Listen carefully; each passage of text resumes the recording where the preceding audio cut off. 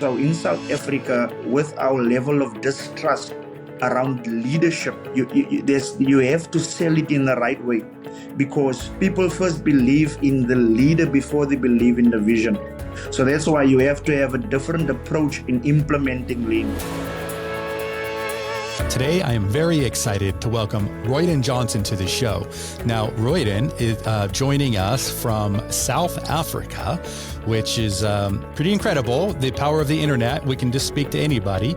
And so Royden and I have had some dialogue over LinkedIn over the last few months, and he's a really fascinating guy with a really strong background in manufacturing and continuous improvement, Lean Six Sigma, Black Belt, all this kind of stuff. But boy, he's got a really a powerful story to share today, really just talking about the state of continuous improvement in South Africa and what it takes to get lean to work.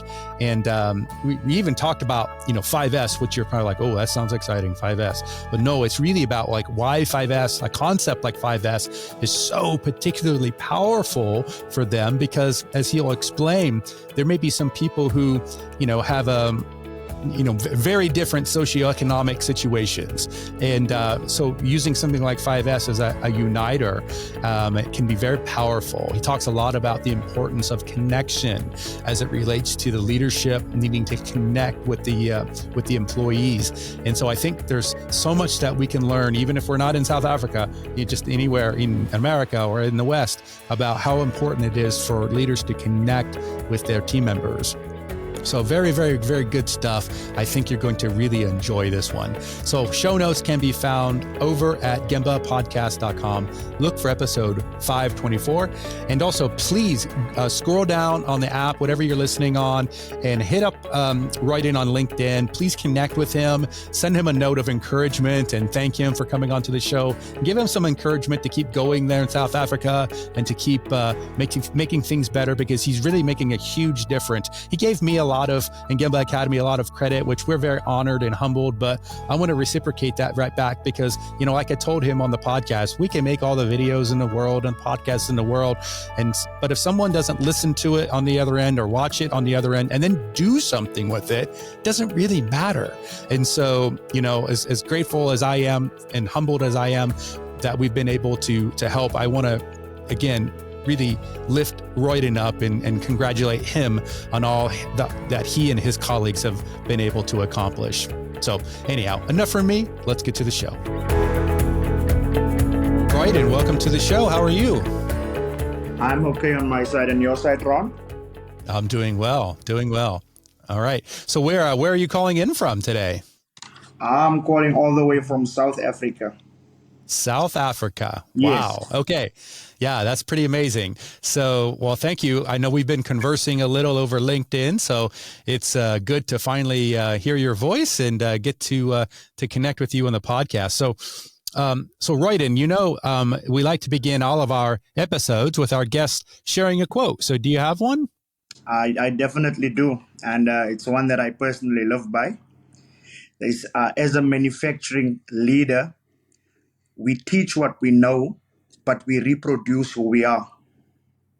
So that's why as a leader, you always need to model the behavior that you want to see. And especially in the lean world with regards to standard. It's no use just telling the person what the standard is, but it's actually living out the standard yourself. I love that. Very good. Okay. Well, Royden, why don't you tell us a little bit about yourself? Tell us about your background, how you got involved in continuous improvement, and then tell us what you do these days. So, Ron, I started out as a normal shop floor operator. Even before that, I was playing a bit of amateur rugby. Thought I was going to make obviously, you guys are familiar with a bit of rugby now in the States, as it's growing that side as well. So got an injury and had to change the course of my life. So started working at Goodyear. I know you're familiar with Goodyear as well in the States. So started working in Goodyear as a normal shop floor operator. And manufacturing, I just had a strong passion for manufacturing. And I grew through the ranks within the company. Started out as operator, then moved on to what we call an area manager level. Then I went into process specialist and ultimately became business head. And all through my career, I always had a passion, and I was fortunate enough to have some of the expats that was within the company that saw a bit of potential, and I was sent on certain courses, and it just grew from there. And I can vividly remember me calling my team. So you're familiar with, we work certain shifts, the graveyard Hmm. shift, the night shift. So on the Hmm. night shift, I would go on to YouTube, get all the operators in the room. Guess what? Open up a video of Ron Pereira with one piece flow. and Oh, yeah, nice. and a lot of our operators being new to lean, and especially being cautious whenever they see something, they would say, no, Mr. Manager, we don't believe this white man. And then they would watch the video because no, he's playing tricks on us. I said, no, man, let's just watch the video. And a lot of us, like I say, a lot of your podcast helped us a lot to grow, because with regards to formal education, we were a bit behind, Mm. because we were coming from the shop floor, straight out of school, started working because of economic circumstances. So we lived off content like your content, books Mm. like Mr. Life, Mr. Jeffrey Liker, Pascal Dennis, Hmm. all the guys that's out there. So it was just food for our soul with regards to continuous improvement. And that's why a lot of us in South Africa specifically owes you a lot, because like I say, if it weren't Mm. for the Gamba Academy, I don't know how we would have evolved, because some of the content that's out there, obviously you have to buy books, and from coming from a South African background, financially it's not always that easy. Hmm. Yeah. Wow. So Oh, in a, that's so great. in a nutshell, that's my evolution. And like I say, Mm. I'm still growing, being impactful, and just growing as a manufacturing leader. Yeah, it's funny that One Piece Flow video. There's various versions of it, But before Gemba Academy even existed, I actually made a One Piece Flow video, and just sitting at my kitchen table, and my wife had this old digital camera, and I made this horrible looking video, and somehow I got it uploaded. Back then, when I first uploaded it, YouTube wasn't even around yet. It was Google Video, if you Yes, remember that, yes, and 100%. I got this video on Google Video, and I put it on I had a personal blog back then called LSS Academy, Lean Six Sigma Academy. And I put the video on that website, on that little blog. And I think the next day I woke up and had like 300 comments. And like you said, people were accusing me of playing camera tricks. And I said, Yeah, wow, yes. there's something to this video. And so this had maybe the beginnings of the idea of starting Gemba Academy, But yeah, what a great, we got to give it to Mr. Womack. That's where I learned it, right? And in some of his original books, talking about how they would stuff envelopes, and I thought, that'd be interesting. I never did the experiment myself, so I just got 10 envelopes and stuffed them like a batch process, and then I did it One Piece Flow, and yeah, One Piece Flow Yeah. always wins, And, So and the difficult part, and within the lean movement, within the continuous improvement movement, it's all about growing people capability as well. And it's a bit difficult in Africa, because a lot of our shop floor operators a couple of years ago didn't have any formal education. So some of them, mm, we have got grades. So some of them didn't even go to school, because when you enter the workforce, and me being from an industrial town called Utenake, where we have got the likes of VW and Goodyear and Fovia, big companies. So a lot of old people with average age of about 50 to 60 years old is working in these companies. So to roll out any lean improvement, like, you have to grow people capability, and you need to have that patience.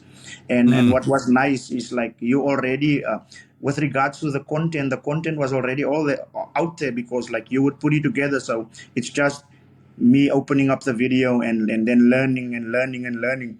And like I mm, say, like, we owe you a lot. I can remember mm, some of my friends. Uh, I'm not working where I used to stay, so I would still be on call with some of my friends, and with the likes of a quality manager currently at Goodyear, South Africa, Nabil Hussein. We would like say, if it weren't for the likes of Ron, like, how would our careers progressed?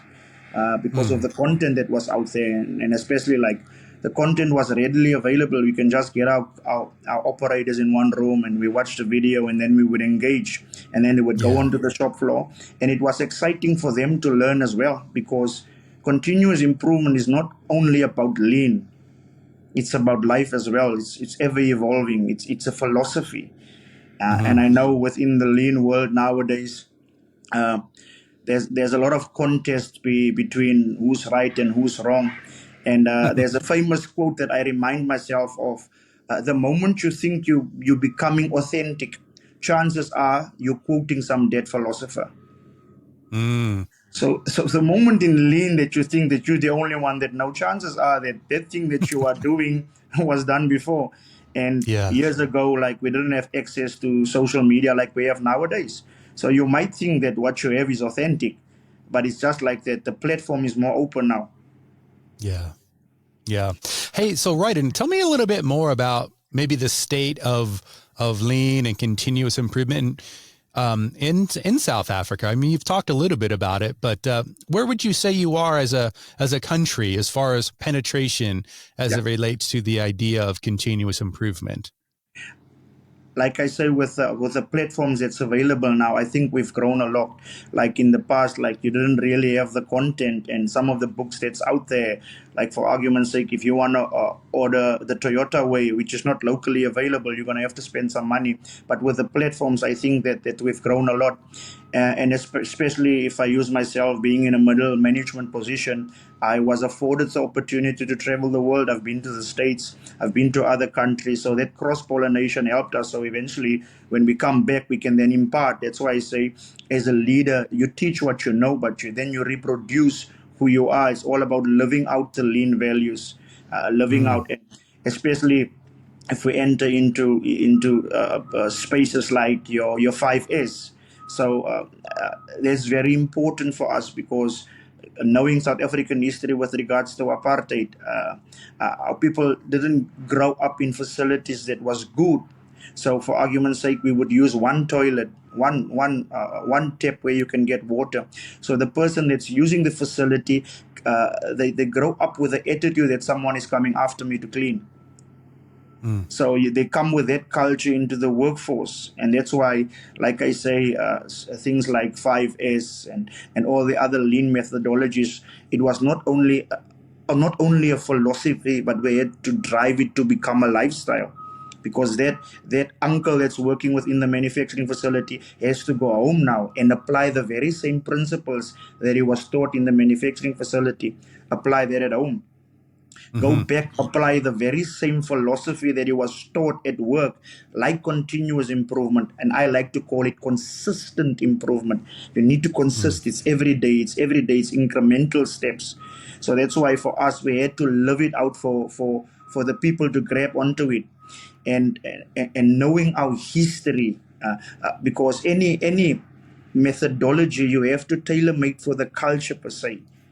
So in South Africa, with our level of distrust around leadership, you have to sell it in the right way, because Mm. people first believe in the leader before they believe in the vision.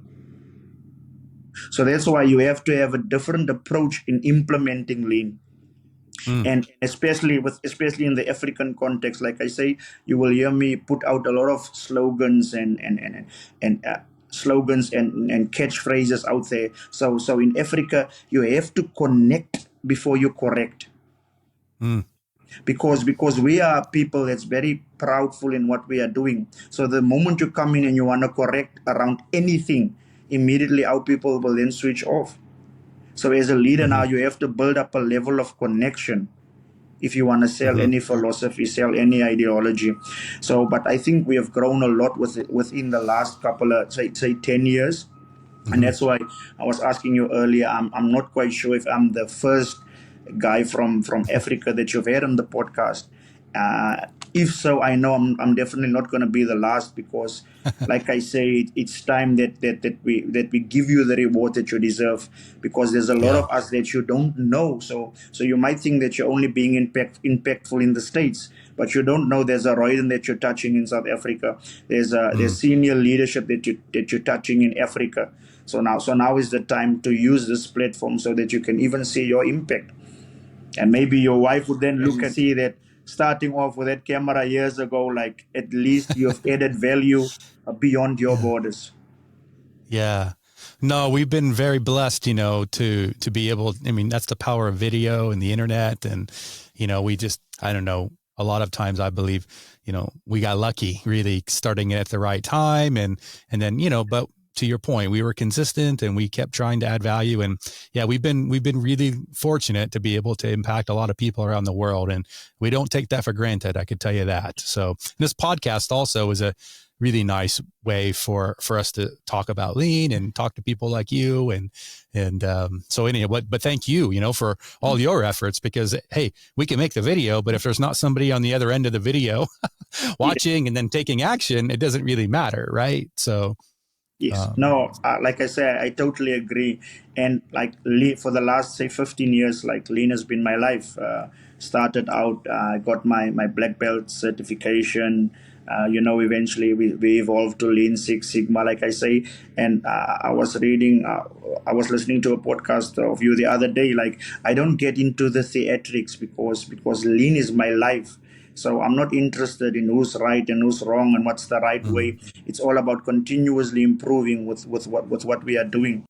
Hey, Royden, I wanted to talk maybe a little bit more. I'm curious to hear, you've touched on it a little bit, but curious to hear more about your journey with 5S. And in particular, you talked about how it's important for the employee to sort of connect with their leadership, maybe trust their leadership. You didn't say that, but I'm wondering Yes. if that plays a role in it. But talk a little bit about your journey with 5S there at the various facilities that you've worked at. Yeah. So as I've said to you, with regards to the methodology, it's all about the connection. So I usually start out similar to what you guys in the States did. We know 5S started as a Japanese concept with the 5S's. You've also turned it into 5S. So in South Africa, we've got 11 official language. So there's one language called Sotho. So in Sotho, was also 5S's. So I would like tailor make it for our culture per se, and then take the team on a step-by-step process. And also looking at our history as to how I can connect 5S to say that this methodology has been in us. However, with the current 5S, we're just bringing it out. So then you take them through the stages and through the phases. And like I say, it's all about growing the capability, getting them to understand why you're in the sorting phase, why you need to do what you do. So obviously in the sorting phase, you would then discard what's not needed. But you would also like create a story in there. So we have a saying in Xhosa, like I say, we have 11 official languages. So we have a saying in Xhosa that says, Undu bundu gabantu, which means a human being is a human being through another human being. So in the sorting phase, I would say it's not that we're going to discard what we currently have. We might give it to someone else. But the sorting phase is important for us because now you're not using this, but it is here. Somebody else might use it. So I always try and create a story as I'm taking them through the stages of the 5S. And in each stage, I would try and relate. So when we get to the sustain phase, I would say something like this, guys. Everyone in Africa or in the world, when they look at Africans, we look like people that can't sustain anything, that can't maintain anything. Whatever we are given, we mess up. So now let's show ourselves that we can sustain what we have implemented. So I always try and put a story behind it because, like I say, as I know my people, that you need to connect and you need to make it about them so that they can go home and feel proud of what they've done. And I always make sure that in the beginning that I connect first. I make sure that I connect on each and every level. And I think this is one of the reasons that there's certain positions in life that I haven't taken, more senior roles, because I don't know if you're familiar with the Myers-Briggs personality assessment. Yeah. So I'm an ENFJ, so I'm relationally moved. So I always make sure that I'm in a position that I can still be in contact, because I know as you grow as a leader and the higher up that you go, in most cases, you might lose that kind of interconnection. So this is how I take people through the stages of 5S and getting them like to connect. And then I would like Yeah. use real life examples. So now when you go home, and then I would like make jokes, because like I say, I'm an ENFJ. So I say, when I open your fridge, I don't want the peanut butter to be in front of the jelly if you're continuously using the jelly or stuff like that. So I would try and make and get real life examples, because like I say, from a cultural IQ perspective, our educational system is not as strong. So you might have within South Africa, we have what we call our normal government schools and our Model C schools, and the competence level is worlds apart. So you might get an operator that comes from a middle class family that's fortunate. So for him, you can give a breadcrumb and he'll find where the bread is. Other one you need to walk through. And one of the biggest mistakes, and that's why I always remind a lot of the leaders out there. This is one of the reasons that I think that our late president, Mr. Nelson Mandela, was regarded as such a prolific leader in the world, because the cultural divide that we have. Like I say, we've got 11 official languages. We've got different tribes. So you might have two Xhosa speaking operators, where one is coming from a Model C school and staying in an upper echelon neighborhood. So to him, 5 years would make sense, because when he goes home, the facilities is different. The Hmm. environment where he stays is different. The other operators living in a shack where there's Hmm. 10 dumping sites around him. So it's all about knowing when to connect, how to connect, and understanding your operators, understanding your influences, understanding your leaders if you want to change an environment. And Yeah. I can proudly say, throughout my career, I'm entering into a phase whereby I'm becoming very self-aware as a leader. So I constantly reflect. And with all due respect, in a lot of environments that I've gone into, that the results is tangible. Hmm. I always say, regardless of where you go in the world, there's three principles around being a manufacturing leader. Number one, you need to respect people. Number two, you have to improve processes, but at the same time grow people capability. And number three, you have to deliver on results. Mm. And unfortunately, sometimes we get the order wrong. Sometimes Yeah. we focus too much. Yeah. Sometimes we focus too much on the one, but there has Hmm. to be a balance. And coming from South Africa and coming from Africa, where we rely a lot on moral authority as a leadership style, which is effective if you're in church or in the synagogue or in the mosque. Hmm. But if you're in business, you need to have the balance. So you need to have the balance of formal authority as well as moral authority, because you can be the most respectful leader. You can be a leader that grows people and improves processes. But if you don't deliver on your KPI, sooner or later the business will close. Mm. That's So interesting. I want to explore that a little bit more. That was an interesting perspective. The difference or the contrast even between moral authority and formal authority. Give me some examples there. so like I say, from South Africa, we tend to lean towards the moral side, because a lot of our leaders were not elected. So you would have the likes of Nelson Mandela and Oliver Tambo, and we can even go into India like the Mahatma Gandhis. So Hmm. so we tend to lean towards that, but then we don't deliver. So when you're implementing a standard, you need to understand the balance. So there needs to be a bit of formal authority where I'm going to put perspective. If we have agreed on the standard, then the standard is not optional. And this Mm. is why I say you need. Let me use a live example.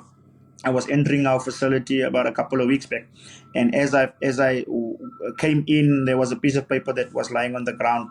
Unbeknownst to me, the operator was behind me, and he was busy cleaning. So I walked past, I picked up the operator, and I continued walking. Opened the bin, threw the paper in, and then he came afterwards and he said to me, "But sir, I was busy cleaning. I see you picked up the paper." And then I said to him that because I model the behavior I want to see in you. In South Africa, it's always easier to keep people accountable to a standard that you adhere to. Hmm. So 5 years to me, it's not just a philosophy that's out there; it's a philosophy that I live by. So and especially, like I say, especially in South Africa, it becomes easier if you model the standard, and you need to have that balance. Because I see a lot of leaders, especially nowadays, they want to be democratic leaders. So this is why we make certain standards, we make it optional. But you need to be robust, and that's why I say a lot of the lean methodologies can work, but it's heavily dependent on leadership. Leadership is paramount.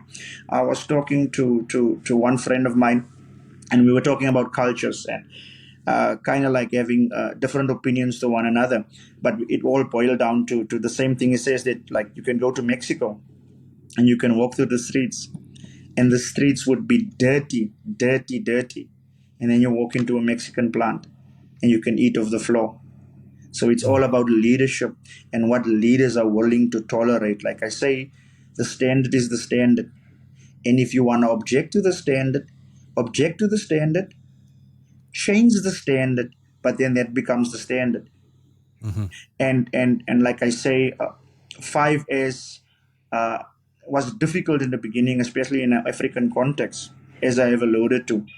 And I don't know how it is other way in the world, and that's why I listen to your podcast to continuously put me as myself in a position that we can listen to what other leaders are saying out there. So if you Mm-hmm. study our history, you would see what we had, what we call a dompas in Afrikaans. It's kind of like a passport that was compulsory for you to carry. So whenever they get you, if you don't present that, you'll go to prison. So we had to literally, because that was the standard of the day. So we had to push against the standard and not adhere to the standard to get what we want. So sometimes it's very easy in an African context when you want to implement something like 5S or any standard that you want to implement, how people easily veer off because of our history. So Yeah. this is why it becomes easier to correct once you have a connection, because now we've decided that this is the standard and this was an agreed upon standard, Mm-hmm. and we will keep one another accountable to the standard. And that's why sometimes it becomes easier. And if I might throw another thing out there, if you want to implement any methodology, you got to be very cautious, because accountability you drive from top to bottom, but ownership you drive from bottom to the top. Mm-hmm. So you will hear a lot of words. If you open LinkedIn or you open any book and you open any magazine, everyone talks about accountability, accountability, accountability. But it's easy to keep one another accountable. But if you can get to the ownership part, I like to use this example as well. So I stay in Cape Town, and my family stays about 800 kilometers away from me in the Eastern Cape, where I worked at Goodyear. So I would fly down and I would rent a car and spend the weekend at home. So now I'm going to be invoiced. I'm going to be accountable to pay the invoice. But how I drive the car is going to be dependent on who owns the car. So Mm-hmm. so I know with renting the car, there's some insurance and everything. So if anything happens, someone will pay. But when it's my car, I'm going to be very cautious. Hey, how I go. Yeah. So that's the difference between accountability and ownership. So I still believe that we need to keep leaders accountable, and there is top down. This is where, like I say, you put perspective as a leader and say, listen here, guys, we're deviating from standard. And then this is not what we've agreed on. We need to get back to the standard. We need to take the appropriate action to get back to standard. But also make sure that you don't lose, or you don't see a sense there where people are losing ownership of this thing. Yeah. I know I said a lot now. No, that's great. No, it's really Yeah. good.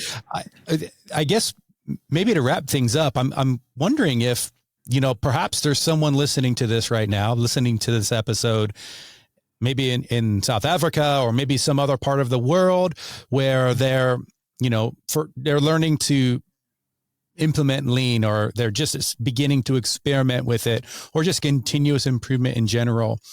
I'm wondering if you could maybe speak some words of advice or maybe some encouragement to that individual who is at the very early stages of their journey. So first of all, if you want to start out any journey, you need to make sure that you understand your why. If you have that, it becomes easier, because it's all about impacting people. It's all about creating value. It's all about growing people. And then we can say what we want. 5S and PDCA will always be at the heart of any lean evolution. So once you start understanding that, then the other stuff you can learn along the way. But like I say, it's a lifestyle, it's a philosophy. If you are in a space whereby you continuously want to learn, it becomes easier. So first understand your why, and then get to the basics of lean, which is obviously at the heart of any lean evolution, is understanding the PDCA model, understanding 5S, because 5S impacts a lot of other pillars, other KPIs. And once you have mastered that, then maybe you can venture on, like I say, if you want to be specific and you want to get involved in lean but focus on lean projects, then it would be advisable maybe to do a course in Six Sigma, get your green belt, maybe go on to your black belt, but never lose your why. And I think what we've seen, and I know you would concur with me, what we have seen within the last couple of years happening in our lean movement, I think we've lost the why. Because when many of the older generation started, it was all about creating value. It's not about cost cutting and getting rid of people while you're doing projects. It's all about, it's a waste of human capital if you have 3 people doing the job that 2 people can do. So this is how we need to position it. And like I say, if I might mention a couple of names, so there's always been a contentious point in our country, because we have an unemployment rate of over 40%. So we are very unionized people that would speak out against expats in certain positions, asking like, how can we have Ron here, but we have local guys? But there's guys like Marcel Sutherland, a French guy, that taught me a lot. Coming from the States, we had someone like my previous production manager at Goodyear. I think he lives in Texas, similar accent, rah, rah, rah, rah. Mike Kipe, we had lean experts. There's another mentor, Ray Norris, that's quite close. I don't know if you're familiar with the guy, Pascal Dennis, also in the lean movement. Yeah, Pascal. So there's a lot of guys that helped me develop. And some of my friends like Duncan Marman, Nabil Hussein, there's a lot of guys that helped me. And then obviously what contributed was, I'll never forget the Ron Pereiras and the Jeffrey Likers. And I don't know if you know Billy Ray Taylor. I always also I know Billy very now well. Billy is also on another level. And only in the last couple of years, like I say, that I became self-aware, because a lot of my friends would say, like, Royden, why don't you venture onto different platforms, because you've built up a lot of experience. But I always, like, I don't know if it's an African thing, but thinking like, no, but I'm not ready for this platform. And it's only like in the last 2 years that I say, but I believe that I do have a voice. When I look at my track record, or when I look at my results, what I have achieved, like I say, I was a late starter to formal education. I was in a managerial position without any degree. My degree was I got it from the Ron Pereiras, like watching YouTube videos and as a young operator, not understand, like I say, understand the why, keep the hunger, especially in this day and age. So when I grew up, I don't know what is FMEA and what is control plans and what is audits and what is Six Sigma, but I had the hunger, and that propelled me to the next level. And then within the lean movement, it's important to have a coach, to have a mentor, and to have a sponsor. It's also paramount to your development. And before we switch off, like when I developed, so what I did was, because of the financial situation, I would look for mentor sponsors or coaches like in India, where our currency is stronger, or in Malaysia or whatever, and then I would pay for my own development. I never waited for the company to develop me per se. So I would use my own money for development. And like I say, look where it has gotten me. So if there's anyone out there, young leader, like there are people that you can reach out to, especially with platforms like LinkedIn and Twitter, where you can reach out. And that's why I say I'm graced for this opportunity, because just looking at the speakers before me that you had on the podcast, it's guys that I have admired. And that's why Ron, and in South Africa, I grew up in a gangster infested environment. So when we say in Afrikaans, "My bro, ek salute jou," you know what salute means. But we put the emphasis. It means that I have got massive respect for you and for what you've done. And like I say, you are a voice that will still echo long after you've left, or you've gone onto another venture beyond the Gamba Academy. You would still resonate. You will see fingerprints of Ron all over Africa because of what you've imparted into us. Wow. Gosh. Well, thank you, Royden. I really appreciate that. I didn't expect that, but I'm humbled and so thankful and honored that, Gamba Academy has been able to help you. And well, hey, let's stay in touch. Hey, you've mentioned LinkedIn. I know that you're on LinkedIn. Is that the best way for people to connect with you, Royden? That's the best way. Yeah. And, obviously, I'm busy creating a Facebook page, and even what I wanted to discuss with you as well, because LinkedIn in our country is still for the white collar. So there's a lot of over 80% of our workforce is not on LinkedIn in South Africa. They still use platforms like Facebook, but we can discuss offline, because what I wanted to do is actually to put your content on Facebook. And like I say, we've got a huge platform with regards to Facebook. But if anyone wants to get in contact with me, I'm always available on LinkedIn. And now that I've set my personality type, I'm relationally moved. For me, it's all about adding value. It's all about how can I impart, how can I leave a legacy. Nice. Wow. Wonderful. Well, I'm so happy that we were able to connect on this podcast. Please keep up the great work. And hey, maybe we'll have you on again down the road to hear about some more exciting things that you guys got going on. Yes, like I say, going forward, we can maybe zoom in on specific topics. Like I say, I wanted to keep it general because, like I say, I was actually looking through the podcast to see if there's any South African or African that has been on, and I think it's a space that I know you're going to venture in, because the world is still out there and you still have to be impactful. And I know I'm not going to be the first one. There will definitely be some others that will come behind me. Yeah. All right. Well, thanks again for coming on, Royden. Keep up the great work, okay? Thank you very much, Ron. Thanks for listening. Whether you've been on the continuous improvement journey for many years, or perhaps you're just getting started, Gamba Academy is here to support you. And while we're best known for our more than 1,500 Lean and Six Sigma teaching and virtual tour videos, we also have a team of experienced Lean and Six Sigma practitioners available for one-on-one coaching, as well as a variety of Lean and Six Sigma certification options. To learn more and to schedule a demo, head on over to GambaAcademy.com.